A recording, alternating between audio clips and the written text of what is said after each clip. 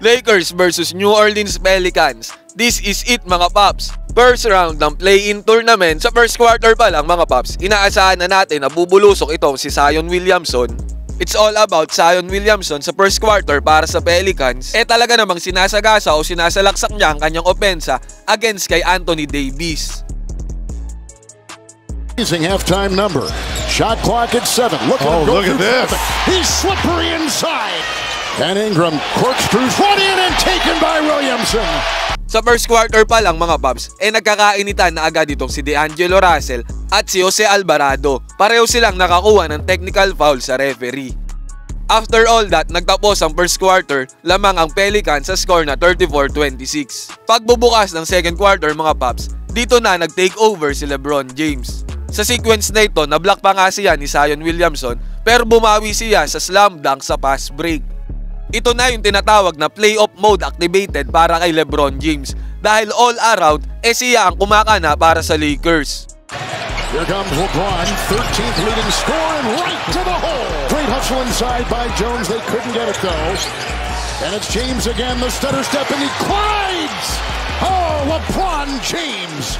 Maging ang pag-sacrifice sa kanyang katawan ay kanyang ginagawa upang makakuha ng offensive foul. Nagtapos ang first half sa fast break ni Zion Williamson. Kita nyo ba si Anthony Davis din na gaanong dumikit kay Zion dahil pag siya ay na foul trouble, isang malaking problema ito para sa Lakers. 60-50 ang score lamang ang Lakers sa first half at umiscore si Zion Williamson ng 20 points. Samantalang si LeBron James naman ay nakakuha ng 15 points.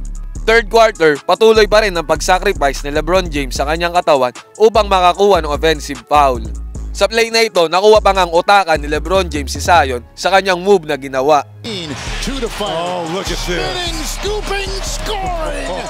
What a dance right there by James. That's old school. Sa play din na ito, binaliw ni LeBron James ang depensa ng Pelicans para sa isang no-look pass kay Austin Reeves. Oh, what a pass. What a pass inside to Reeves. Oh, what a pass inside to Nagtapos ang third quarter sa score na 83-76, lamang pa din ng Los Angeles Lakers. Fourth quarter mga paps, tila ba sinaniban ng isang halimaw itong si Zion Williamson at mayroon na siyang 33 points. At unti-unti pang nahabol ng Pelicans ang lamang ng Lakers. Maging sa depensa mga paps, nagtatrabaho itong si Zion against kay LeBron James. At ang score na nga ay 96-95, isa na lang ang lamang ng Lakers. Under 3 minutes remaining. Ngunit sa pagkakataong ito, biglang may inindang sakit itong si Zion at bumalik siya sa locker room ng Pelicans. 3 minutes remaining na lang mga paps nagkaroon pa ng disgrasya itong si Zion Williamson. Wala na ngang 2 minuto mga paps, all 99 na ang score at napakaganda ng nagawa ni D'Angelo Russell dito na depensa at na-steal niya ang bola against sa Pelicans. Sa sumunod na play, 101-100 ang score, nakita ni Austin Reeves si D'Angelo Russell na nasa gilid. Pumukol ito ng 3, 104-100 ang score at kakaunting oras na lang ang natitira para sa Pelicans. Grabe ang ginawa ni D'Angelo Russell back-to-back play para sa Lakers. Ito ang winning play na courtesy by D'Angelo Russell. At nakuha na ng Lakers ang panalo sa isang close game against Pelicans sa score na 110-106.